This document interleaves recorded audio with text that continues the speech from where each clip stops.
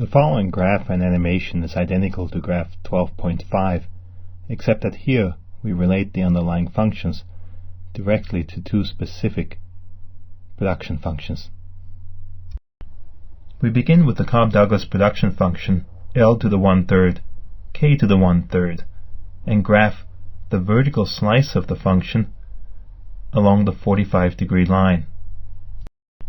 We know from our work in consumer theory that Cobb-Douglas functions give rise to indifference curves or isoquants that have our usual shapes. In other words, isoquants that have diminishing marginal technical rates of substitution. Functions that give rise to levels which have convex upper contour sets are called quasi-concave functions. Thus, Cobb-Douglas utility functions and Cobb-Douglas production functions are quasi-concave functions because they give rise to the usual shapes for isoquants or indifferent curves, shapes that have upper contour sets that are indeed convex sets. Concave functions are functions that give rise to areas underneath that form convex sets. Here, when we connect A and B, the line that connects them is fully contained within the set that lies underneath the production function. We have therefore a concave function. In panel B, we square the Cobb-Douglas function from panel A.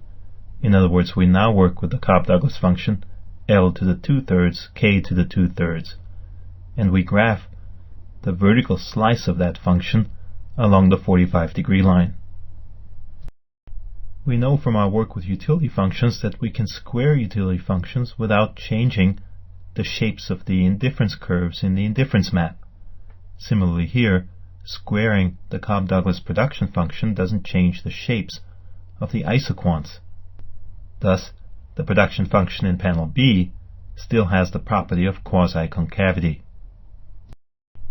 You don't have to know much about functions, however, to see that the slice of this function along the 45-degree line is no longer concave. We can connect A' to B', and the entire line that connects them lies outside of the set that's formed by the points underneath the production function. Concave functions give rise to a set of points underneath them that is fully convex. If that set is fully convex, it must mean that the horizontal slices themselves are also convex, which must mean that the function is also quasi-concave. In other words, concavity of a function implies quasi-concavity, and every concave function must be quasi-concave. However, we see in panel B that the reverse does not hold.